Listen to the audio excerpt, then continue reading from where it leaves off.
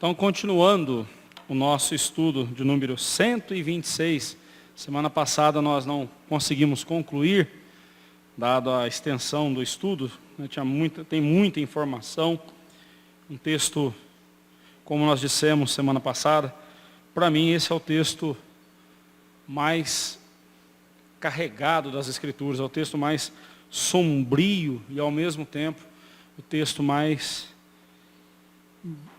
glorioso, né? Cuja luz, cuja glória é sem par. E por que falamos isso? Porque esse texto trata justamente daquele momento triste da morte do Senhor Jesus lá na cruz do Calvário. Então hoje nós continuaremos a partir do versículo 51, vendo aí os sinais que Mateus relata, né? Então, além das densas trevas descritas lá no capítulo 45, além das densas trevas, versículo 45, né? Houve densas trevas do meio-dia às 3 horas da tarde, o céu se escureceu, a terra toda, a terra de Israel, toda a terra ficou em escuridão. E nós devemos lembrar que, assim como na primeira Páscoa, o céu do Egito ficou em escuridão, mostrando o juízo de Deus sobre a terra. Agora, na última Páscoa, em que o Cordeiro de Deus estava sendo imolado, sacrificado, também densas trevas caíram sobre a terra, só que dessa vez sobre a terra do povo de Deus, mostrando assim o juízo de Deus contra o seu povo, né? Após a dissipação das trevas, assim que Jesus expirou, vemos os seguintes portentos: o véu do santuário rasgou-se de alto a baixo e um terremoto violento, juntamente com um terremoto violento, né? E a ressurreição de muitos piedosos servos de Deus. Então esses três portentos, esses três milagres aconteceram: o véu do santuário se rasgando de alto a baixo, um terremoto violento e em decorrência desse terremoto, sepulcros de muitos servos piedosos do Senhor se abriram e estes servos ressuscitaram, saíram ressurretos dos seus túmulos e saíram ali. Nós vamos ver cada um desses três eventos. Então, no versículo 51 diz assim: eis que o véu do santuário se rasgou em duas partes, de alto a baixo. Tremeu a terra, fenderam-se as rochas, né? Leia também, vamos ler lá, Hebreus capítulo 6, versículo 19. Hebreus 6, 19. Hebreus 9, 3 e depois Hebreus 10, 20. Começando com 6, 19.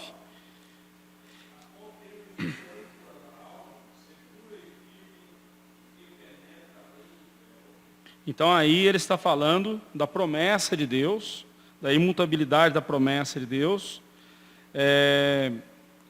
a qual temos por âncora da alma, né? Onde a nossa alma, onde o nosso coração está firmado. No que firmamos o nosso coração? No que a nossa fé está firmada? A nossa fé está firmada na promessa do Senhor, ou seja, na palavra de Deus. E aí se usa a seguinte expressão: e que penetra além do véu. Onde, verso 20, onde Jesus, como precursor, entrou por nós, tendo se tornado sumo sacerdote para sempre, segundo a ordem de Melquisedeque, né? Aqui ele está falando, obviamente, no sentido figurado. Jesus atravessou o véu que nos separava de Deus, né? Tudo que nos separava de Deus foi destruído pelo sacrifício de Jesus.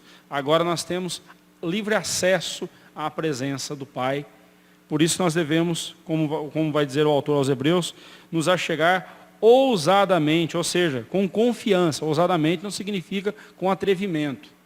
mas com coragem, com confiança em Jesus, sabendo que Deus não vai nos fulminar com sua glória, porque Jesus nos abriu acesso até o Pai.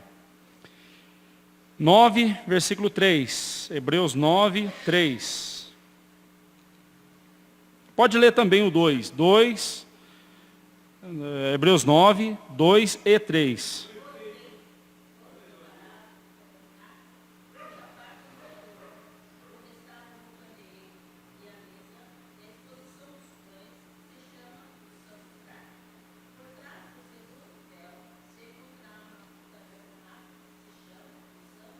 Então, como no tabernáculo, aqui o autor aos Hebreus está falando do tabernáculo nos dias de Moisés.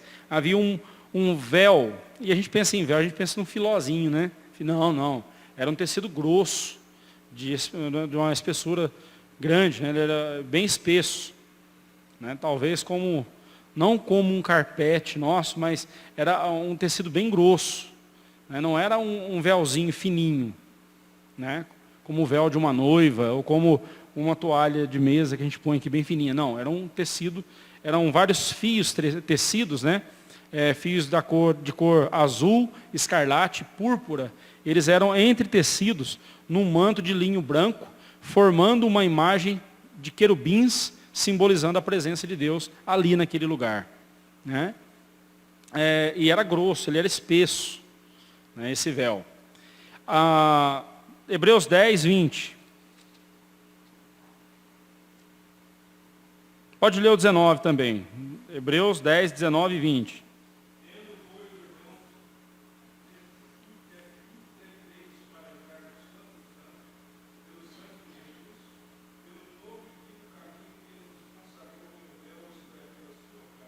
Pode ler o 21 também. 22. 22.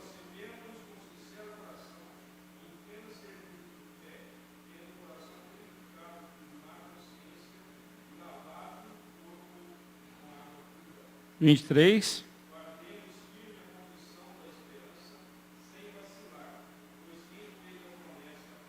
Então, o que aconteceu nesse momento, né?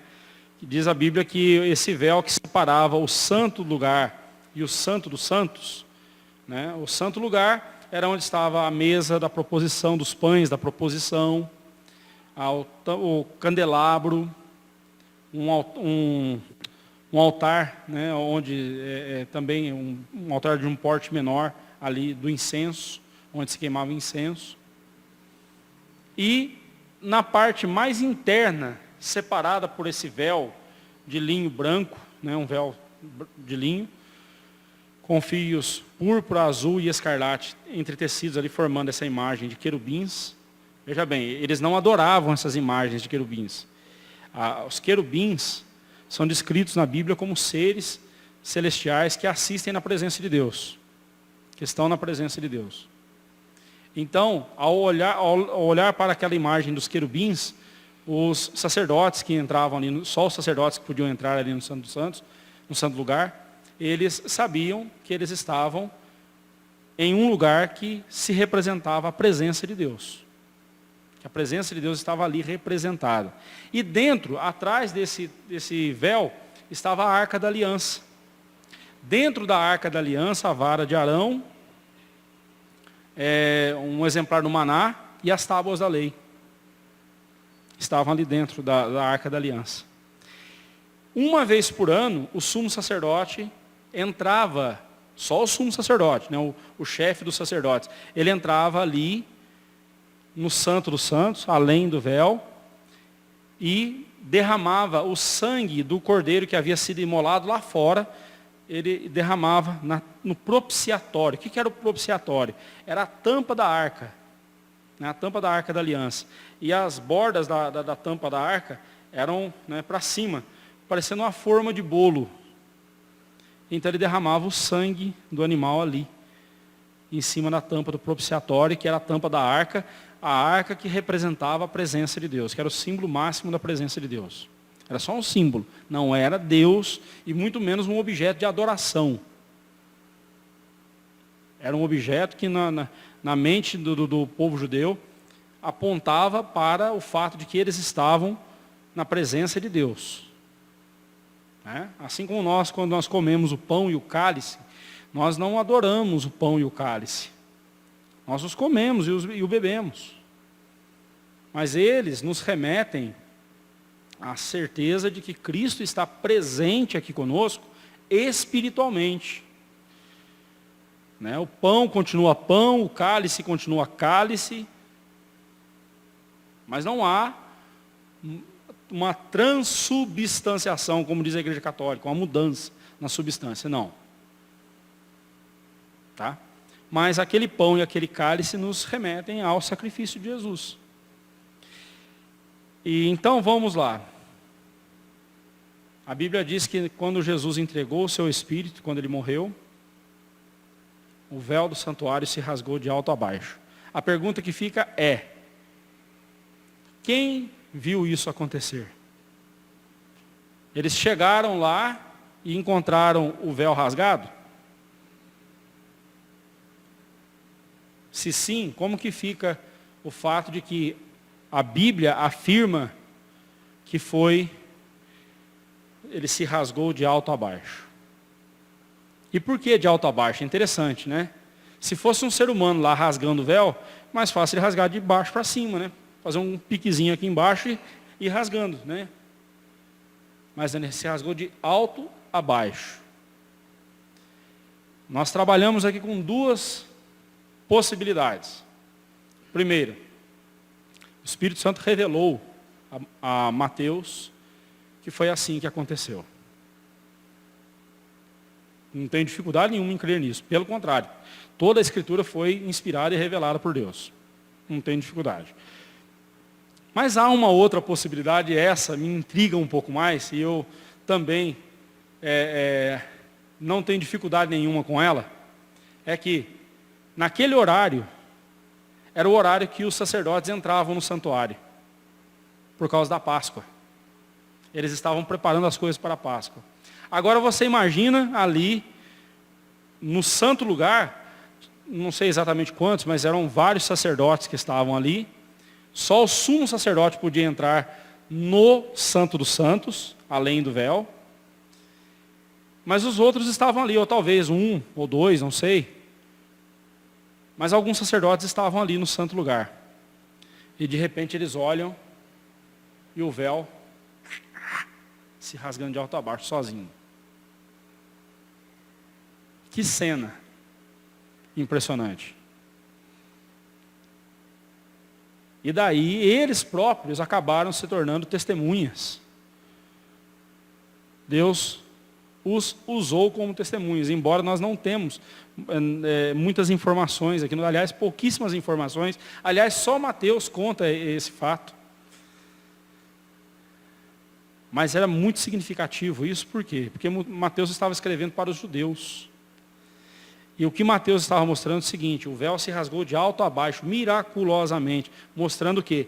Que Deus, em Cristo Jesus, estava rasgando ou destruindo tudo aquilo que nos separava dele. Esse é o sentido do véu rasgado. Quer tenha sido Deus revelando para Mateus, e Mateus ficou sabendo disso por meio de revelação, quer tenha sido um sacerdote ou alguns sacerdotes que presenciaram o véu se rasgando sozinho de alto a baixo, de qualquer forma, foi Deus quem rasgou o véu, que é isso que importa para nós, é isso que nos importa. Foi Deus quem rasgou esse véu, foi Deus quem abriu o caminho até ele para nós, por meio de Jesus Cristo.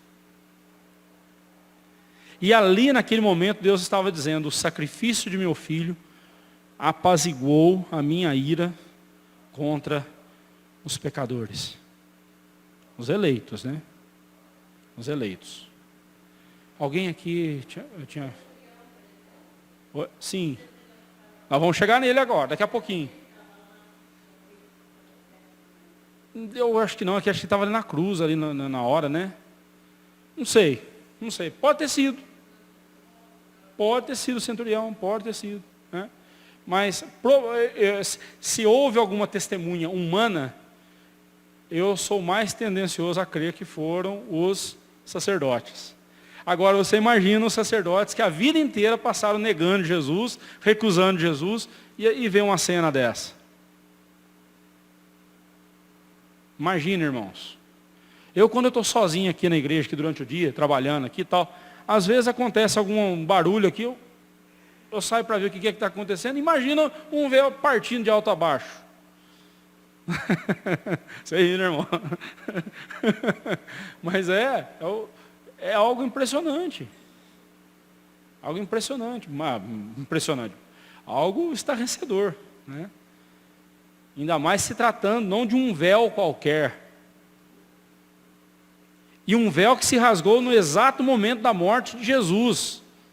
Alguém poderia dizer assim, mas o véu estava velho, já estava poído, né? Qualquer brisa que batesse ali ia rasgar mesmo. Mas exatamente naquela hora. E não foi de baixo para cima. Foi de cima para baixo. De Deus para o homem. Isso é maravilhoso, né? Bem, vamos em frente aí, tem bastante coisa ainda.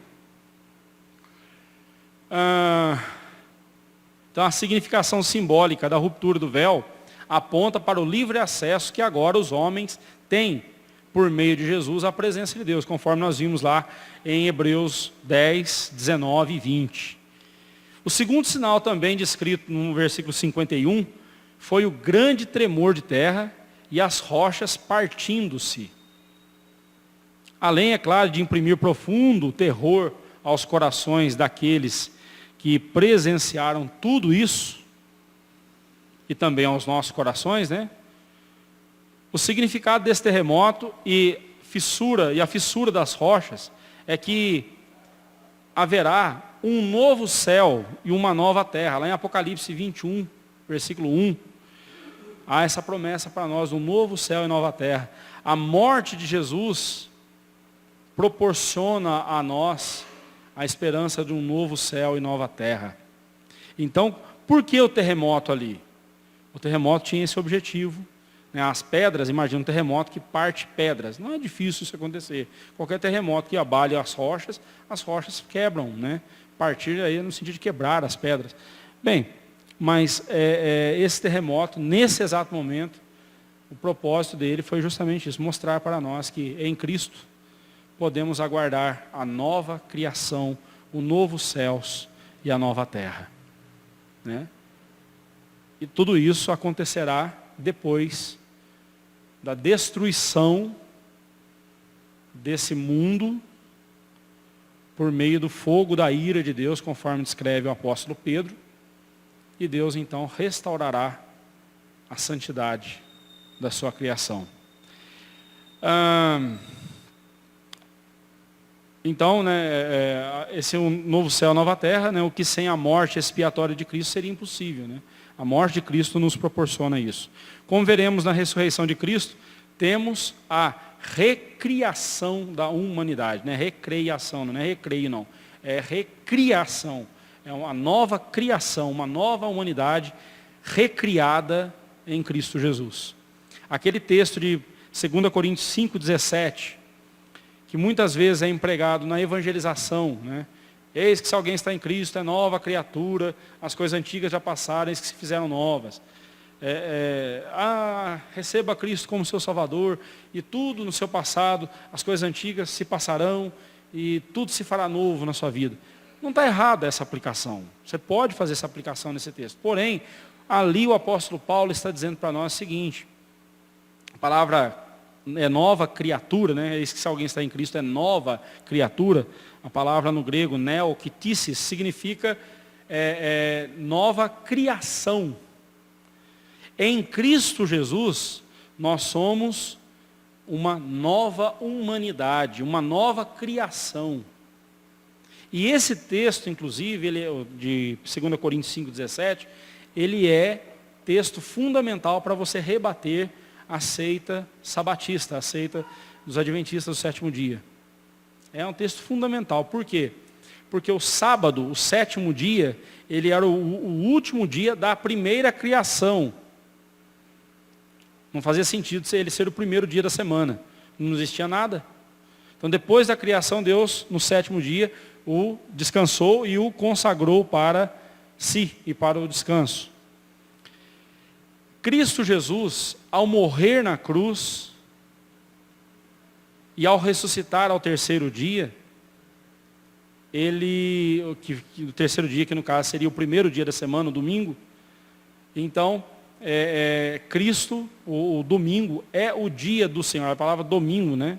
Dominus Dei, né? O dia do Senhor, né? É o dia em que o Senhor Jesus voltou à vida, ressurgiu dos mortos. Então, para nós guardamos o domingo e não o sábado, porque nós somos a nova criação em Cristo Jesus. E a nova criação tem como seu dia, o dia do Senhor, o domingo e não o sábado. Domingo e não o sábado. Ah, pastor, mas eu trabalho aos domingos, é difícil o domingo que eu tenho livre. E agora o presidente me inventou de que eu posso, que a empresa agora pode exigir de mim 3 domingos por mês. E agora, o que eu faço? Você vai ter um dia de descanso durante a semana. Esse dia de descanso, use para a glória do Senhor. Faça dele o seu domingo. E quando o seu dia de descanso cair no dia do Senhor, esteja na casa do Senhor com seus irmãos. Priorize adorar o Senhor, priorize as coisas de Deus. Tá certo? Outro dia a gente fala mais sobre o dia do Senhor. Vamos voltar para cá. Ainda que alguém possa alegar que a área do templo, ali de Jerusalém, onde estava o templo, se você pegar um mapa geológico, você vai ver que ali ela fica bem numa falha geológica. E falhas geológicas são propícias a terremotos, né? E que de fato, né, os sepulcros, e outro detalhe, os sepulcros naqueles tempos, eles não eram, na maioria dos casos, não eram como os de hoje, na terra. Né? Você literalmente enterra a pessoa, né, o cadáver. Lá não, eles sepultavam, eles colocavam em grutas, como foi o caso de Jesus, né, colocavam numa gruta, numa caverna, e tapavam, fechavam com uma rocha bem grande a boca da caverna, lacravam para o fedor não sair, né? Eles embalsamavam o corpo do morto para que não ficasse tão desagradável o fedor. Justamente por isso, porque Jesus, lembra que ele ficou sobre uma pedra fria, né? Colocaram ele no túmulo, possivelmente uma pedra fria, e elas foram embalsamar o corpo dele, para evitar, não para evitar o apodrecimento, mas para que o apodrecimento do corpo, a decomposição não exalasse um cheiro tão insuportável, porque quando é enterrado, se abafa o cheiro, mais o fedor, mas numa caverna, numa gruta é difícil, né? A maioria dos túmulos naqueles tempos eram desse jeito. Os judeus não tinham a prática de enterrar os seus, né? Aí vem essa questão, né? Semana passada alguém levantou a questão aí sobre a cremação. A cremação. Bem, há um texto bíblico, não me fugiu o qual agora, mas o apóstolo Paulo fala de sepulta-se o corpo, né? Ele usa a figura da semente, né? A semente sendo plantada, se ela não germinar, né? E Paulo está dizendo o seguinte, que o crente, ao ser sepultado, um dia ele vai ressuscitar, né? Ele usa essa figura. Ah, mas então não pode cremar o corpo, porque as cinzas, não sei o que e tal. Bem, semana passada nós tratamos sobre isso. Aí eu sugiro você assistir lá o vídeo, está lá na internet, assista, para não ficar repetindo aqui, para a gente ganhar tempo, que tem bastante coisa para a gente ver. Mas fato é, quando aconteceu o terremoto, os sepulcros se abriram, né? E muitos corpos de santos que dormiam ressuscitaram. Obviamente dormir aí significa morrer, né? É um eufemismo, é uma figura de linguagem que suaviza um pouco a feiura da morte, né? O horror da morte. Saindo dos sepulcros, depois da ressurreição de Jesus, entraram na cidade santa e apareceram a muitos.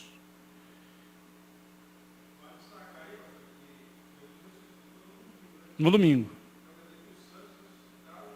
No domingo, né? Os túmulos se abriram, né? E depois da ressurreição de Jesus, nós vamos discutir isso aí. Esse pedacinho aí merece a discussão. Vamos lá. Somente Mateus registra a ressurreição dos santos, ou seja, pessoas piedosas. Destacamos que foi uma ressurreição real e não uma mera aparição de cadáveres. Eles não saíram ali, zumbis, não.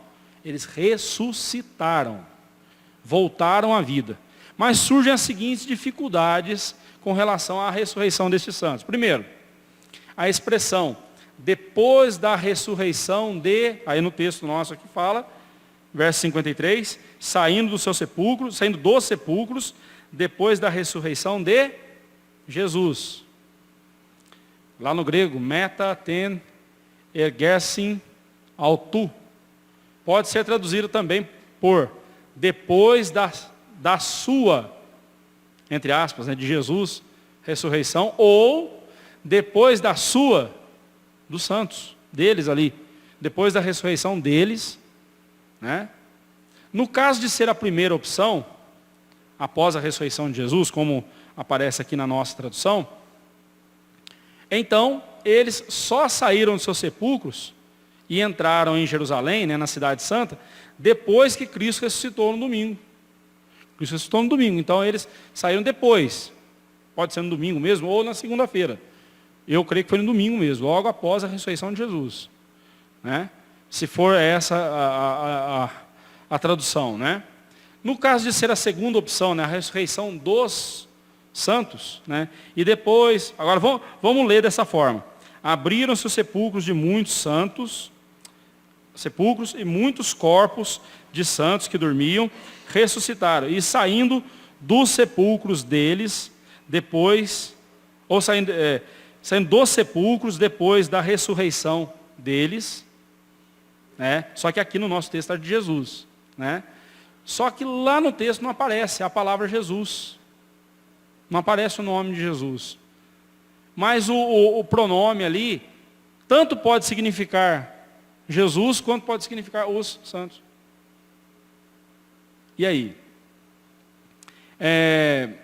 No caso de ser então essa segunda opção, quando é que eles ressuscitaram? Foi na sexta-feira? Mesmo? Ou algum tempo depois? William Hendrickson afirma que ela ocorreu no exato momento da morte de Cristo. E juntamente com os outros sinais, apontava para a ressurreição dessa morte. A significação dessa morte. Complicou mais agora. Outra pergunta que surge. O que aconteceu a eles depois? Voltaram a morrer? Deus os tomou para si de corpo e alma nos céus? Admitimos que essas questões são difíceis, não são tão simples assim da gente responder. Provavelmente a ressurreição deles foi como, né? Faltou um M aí. Foi como, a minha aí ficou co, né? Faltou um M aí.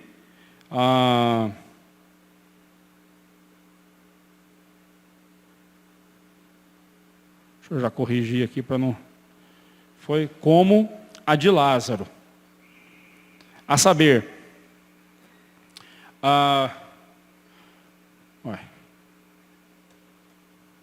travou aqui.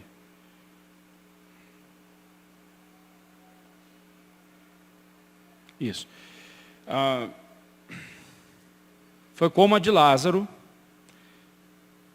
a saber, com os corpos não glorificados, pois esse tipo de ressurreição está reservado para o dia da volta de Cristo. Então, o que aconteceu ali, possivelmente, foi que eles ressuscitaram com seus corpos normais, sem ser corpos glorificados. Lembra de Lázaro?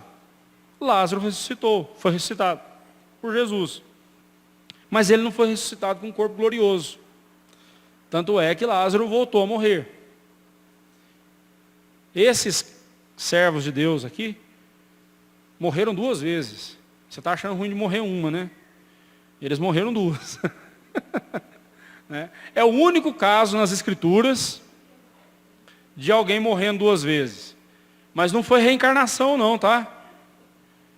Se você ouvir algum espírita usar isso aqui para dizer que é reencarnação, não é não. Porque eles voltaram nos mesmos corpos. Né? Eu, particularmente, eu concordo com essa interpretação de que eles não tiveram corpos glorificados. Porque a ressurreição de corpos glorificados será apenas na volta do Senhor Jesus. Ah, pastor, mas e Elias e Eliseu? Elias e Enoque. Eles foram tomados de corpo e alma para os céus. Justamente, eles não morreram, eles não passaram por morte. Eles não foram ressuscitados. O caso deles é um outro caso que não pode ser confundido com o desses homens aqui, desses santos servos de Deus. É outro caso. Né? O caso de Elias e Enoque apontam, os casos deles apontam para a ressurreição no dia da volta do Senhor Jesus. E aí eu sei que nem todos concordam, né? Mas eu creio que além de Jesus glorificado nos céus hoje, com seu corpo glorificado, além dele, nós temos Elias e Enoque. Você vai encontrar pastores que dizem, não, só Jesus está com o corpo glorificado nos céus hoje. Né? Mas eu volto a dizer, o caso desses irmãos aqui, desses servos de Deus que foram ressuscitados, não tem nada a ver com Elias e Enoque. Tá certo? João Marcos? Não estou ouvindo, irmão, por favor, desculpa. Sim. A filha de Jairo, né, todos os casos de ressurreição no Antigo e no Novo Testamento, Dorcas, sim, todos o filho da viúva de Naim, todos esses casos, eles voltaram a morrer. Não, por isso que é difícil esse texto, porque nós não temos informação nenhuma. Não temos mais nenhuma informação sobre eles. Né? Agora, o texto não nos diz que eles foram tomados de corpo e alma para o céu. Né? A lógica aqui é seguir exatamente a mesma lógica dos outros casos de ressurretos nas Escrituras, que voltaram a morrer. Né? O caso desses aqui, não. E por que o caso deles é igual ao dos demais? Porque se eu admitir que eles foram tomados para a glória eterna, então eu tenho que admitir que eles foram tomados de corpo e alma. E os corpos deles, para estarem na glória eterna, teriam que passar pela glorificação. Ocorre que a glorificação acontecerá somente no dia da segunda vinda de Cristo. Né? Então, assim, é um texto difícil, não é tão simples assim. Alguém tinha levantado a mão? Sim. Sim, ele justamente, é o primeiro que morreu e foi ressuscitado gloriosamente. Ele é o único. Elias e Enoque não entram nessa categoria porque eles não morreram.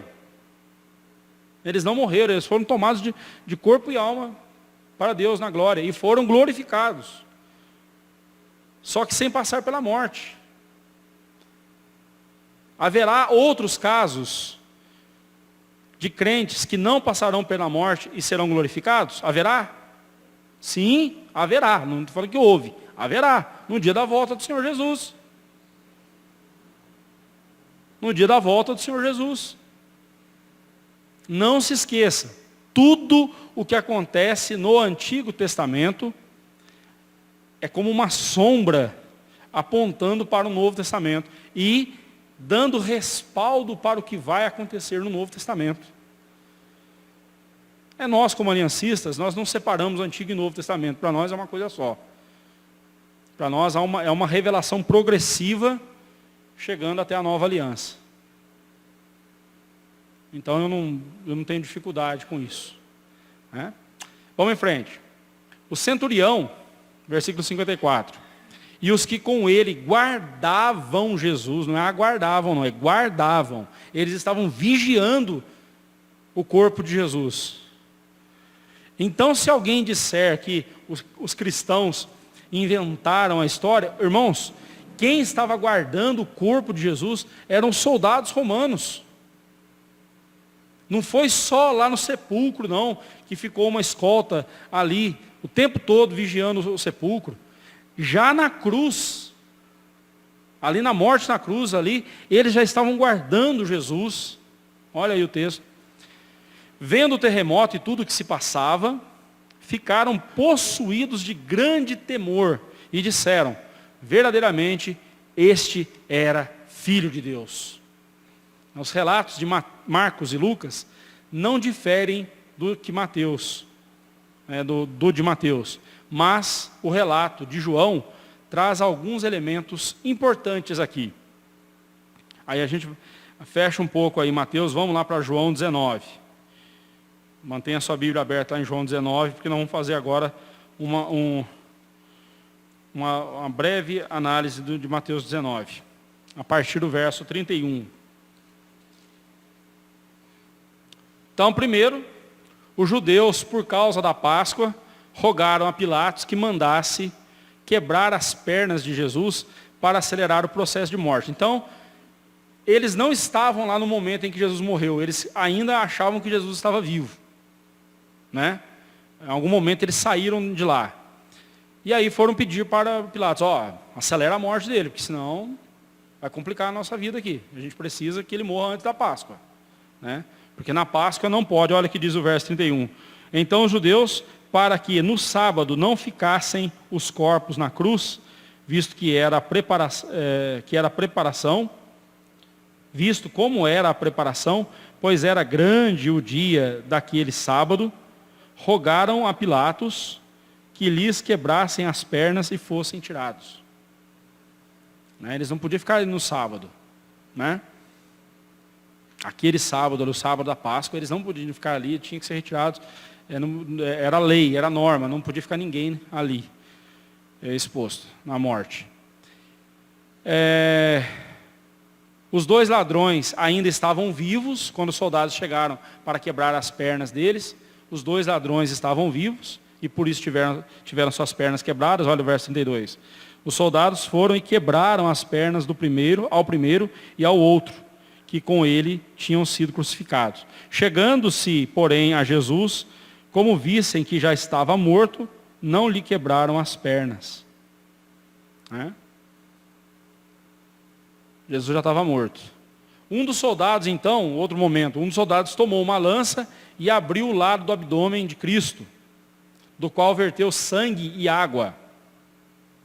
A afirmação de que o que matou Jesus foi a lança do soldado não merece crédito algum. Há uma tradição aí na cristandade, entre os céticos, que o que matou Jesus foi a ponta da lança do soldado, porque ela perfurou aqui de lado e encostou no pericárdio, que é a região do coração. Então, possivelmente, furou do lado de cá, do lado do coração. A lança foi tão fundo no corpo de Jesus que atingiu o coração, o pericárdio. Por que a gente pode dizer isso? Porque quando acontece a morte, em torno do pericárdio, acumula-se água e separa-se, decanta-se a água, o sangue da água. Há um processo de soro, né? Tem a palavra, coagulação, mas sorificação que fala. Transforma-se em soro. O líquido que sai do corpo da pessoa é um soro. Porque o sangue decanta e a água, então, fica por cima. Né? E isso acontece quando esse fluido é acumulado no pericárdio, né, a membrana que envolve o coração. Então, o processo de crucificação provoca um quadro de edema, né, nos pulmões, pois a dificuldade de respirar força o coração a trabalhar com sangue pouco oxigenado. E isso acumula água no pulmão, fazendo a pessoa morrer literalmente afogada em seus próprios fluidos. Viu só? Então foi a lança. Mas veja bem, se esse soro só aparece após a morte, então não foi a lança que matou. Ele já estava morto. ele já estava morto. E quem constatou isso não foram os cristãos, foi o soldado. Esse mesmo soldado que vendo todas essas coisas disse, verdadeiramente este era filho de Deus. Justamente, estava morto. E por que eles quebravam as pernas? Aí a gente vê o requinte de crueldade, né? A pessoa ali crucificado, um pé sobre o outro, e os dois pés eram pregados. Eram perfurados com pregos, não é prego, né? A gente fala prego, mas era como se fossem umas cunhas mesmo, né? Compridas e finas. E perfuravam ali, ponteiros perfuravam os pés e pregavam.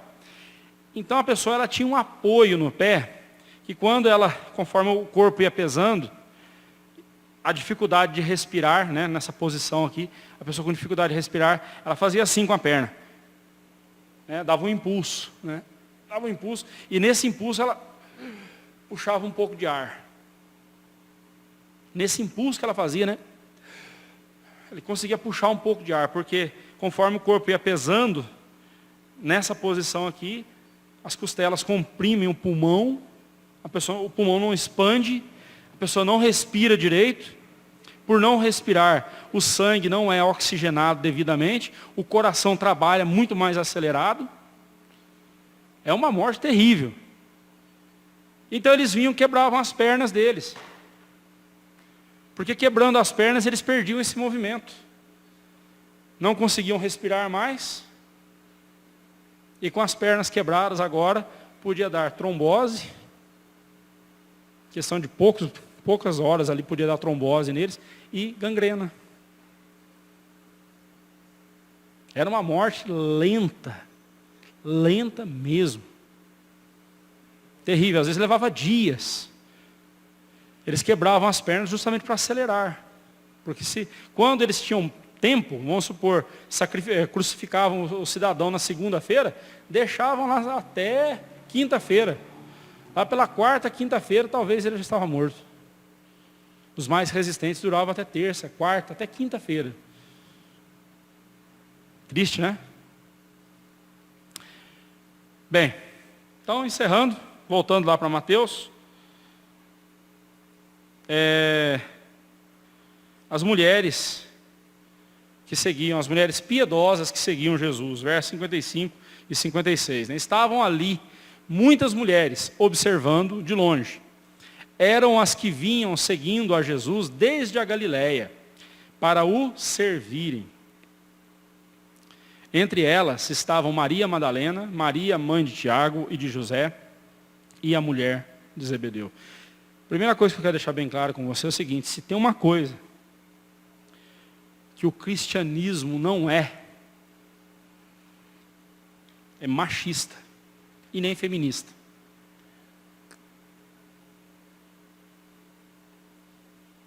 Porque machismo e feminismo são ideologias do diabo, ideologias do inferno. Um homem que maltrata a sua esposa, que faz dela um capacho, que humilha a sua esposa, ele não merecia ter esse ser tão sublime debaixo da sua proteção, ou debaixo da sua responsabilidade. Uma mulher que olha para o seu marido e o trata com desdém, com falta de respeito, porque se acha, engoliu essa história de direitos iguais, engoliu essa baboseira de que a mulher é igual ao homem, também está sendo uma marionete na mão do diabo e está desonrando, acima de tudo, ao Senhor Deus. Se tem uma coisa que nós, como cristãos, temos que fazer e combater com veemência, é o feminismo e o machismo. Nós temos que bater contra essas ideologias do diabo, que só servem para atrapalhar a igreja, para atrapalhar a nossa vida e para nos fazer pecar contra Deus. Observe, Jesus tinha mulheres que seguiam ele. E não só seguiam, serviam. Elas não ocuparam o papel dos homens, porque o papel dos discípulos ali, eles estavam sendo preparados para serem os apóstolos. Elas não tomaram parte nesse ofício porque Cristo não colocou nenhuma delas.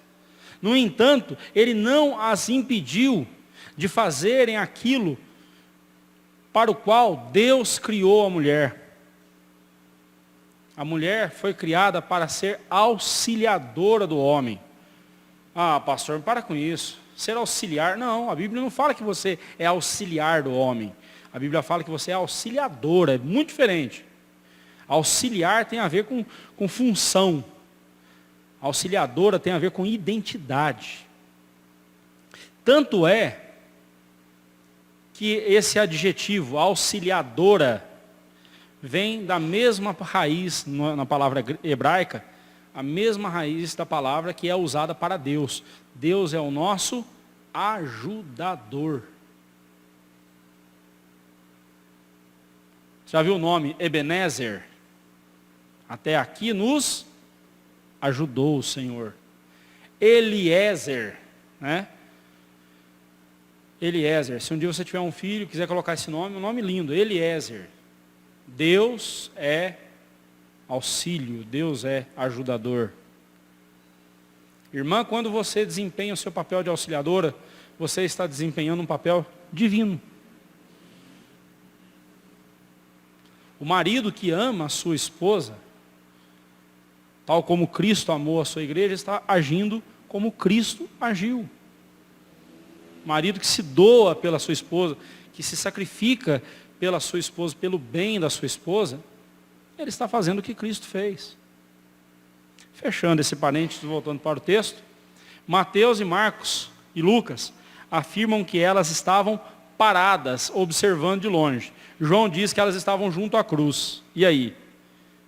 Estavam longe ou estavam perto? Né? Quem gosta de dizer que a Bíblia é cheia de contradições, usa esses textos aqui, mas para mim não é contradição. Provavelmente, elas estiveram longe e se aproximaram da cruz. Pronto, resolvido. Não tem nada demais. Né? Mateus registra os nomes de algumas das muitas mulheres que serviram a Jesus. Ele fala de muitas, né? Estavam ali muitas mulheres observando de longe, né? Eram as que vinham, ele fala que elas eram as que vinham de longe, desde a Galileia. Isto é, desde que seu ministério naquela região. Cada evangelista apresenta uma lista com o nome de mulheres aqui, né? Mateus fala de Maria Madalena, Maria mãe de Tiago e de José, e a mulher de Zebedeu. Marcos fala de Maria Madalena, igual Mateus. Maria mãe de Tiago, o Tiago lá e José, né? O Tiago, ele era chamado de o menor. Então Tiago e José, novamente, bateu. E Salomé. Será que a Salomé era a mulher do Zebedeu? João, né, apresenta a seguinte lista, né? Lucas não fala de nenhuma, né? Lucas vai direto. João vai direto e diz que é a mãe de Jesus, né, Maria, a irmã dela, também chamada, a irmã dela, nós não sabemos o nome, Maria, mulher de Clopas, e Maria Madalena. A única que aparece nas três listas aí é a Maria Madalena, né? É mencionada nas três listas. Sugere-se que Salomé, lá de Marcos, é a mesma que é designada como irmã da mãe de Jesus, né? Então, Salomé era tia de Jesus e mulher de Zebedeu. Sugere-se também que Maria, esposa de Clopas, seja a mesma Maria, mãe de Tiago, o menor, e de José. Se foi assim, então as três listas estão falando das mesmas pessoas. De Maria Madalena, né? Madalena significa de Magdala, né? Na região de Magdala. O Senhor expulsara 7 demônios. Você pode ver isso lá em Lucas 8, 20. E ela não deve ser confundida com a pecadora que Lucas relata lá em Lucas 7. Não é a mesma pessoa. Tá? Muitos confundem, dizem que não é a mesma pessoa. Não é. ela aparecerá novamente na ocasião da ressurreição. Então, vamos deixar para falar da Maria Madalena mais para frente, né? De Maria, a mãe de Tiago e José, só sabemos que ela também estaria presente no momento do sepultamento de Cristo, conforme nós vemos lá em Mateus 27, 61, né? Semana que vem, se Deus nos permitir, nós veremos esse texto. Marcos 15, 47 e Lucas 23, 55. E também ela esteve no grupo de mulheres que foram embalsamar Jesus no domingo. Destacamos aqui, acerca dessas mulheres, é que elas não abandonaram a Cristo, tal como fizeram os discípulos. Com exceção de João, que estava ali na hora da cruz, da crucificação. Onde estavam os outros discípulos? As mulheres estavam ali firmes. Bem, sem querer puxar brasa para a sardinha das mulheres e sem querer aliviar para o lado dos discípulos, dos homens, a questão é, se os discípulos, os homens, estivessem ali, certamente eles seriam capturados. Ah, mas João não foi. Estava sozinho. Não representava perigo algum para eles ali. Mas se os 12 não, né? Se os 11 estivessem ali, possivelmente teriam sido presos. Mas não convence. Eles foram covardes. Eles foram covardes mesmo. As mulheres deram ali um show de coragem nos discípulos. Não tem muito que ficar tentando mudar o que é claro, né? É evidente, né? 2, elas haviam dado evidências do seu amor por Cristo desde algum tempo e permaneceram até o fim. 3, havendo testemunhado a morte, sepultamento e aparecimentos posteriores à sua ressurreição, eram testemunhas qualificadas dos fatos da ressurreição, dos quais, sob a soberania de Deus, a igreja depende para a sua fé. Cito aí as palavras de Hendrickson.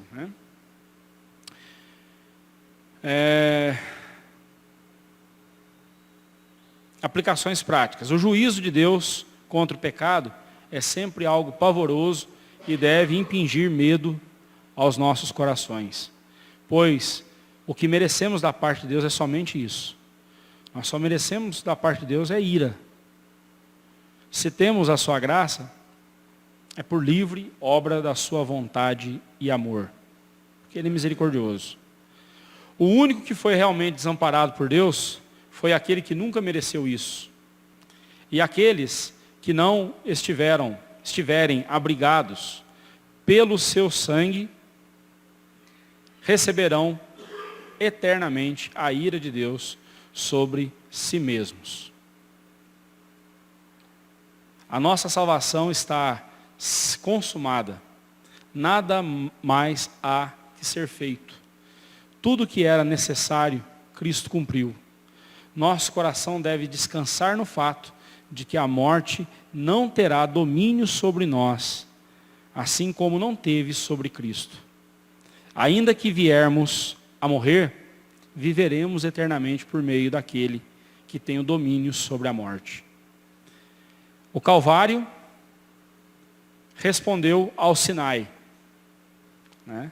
A lei foi cumprida, plena, completa e definitivamente. O preço foi pago, o meu povo foi redimido. Está consumado. Louvado seja Deus por isso. O que pesava sobre nós, agora estamos livres da condenação eterna. E agora podemos nos aproximar do trono da graça do Pai e render a Cristo todo louvor e toda adoração pelo seu amor por nós. Louvado seja Deus. Amém.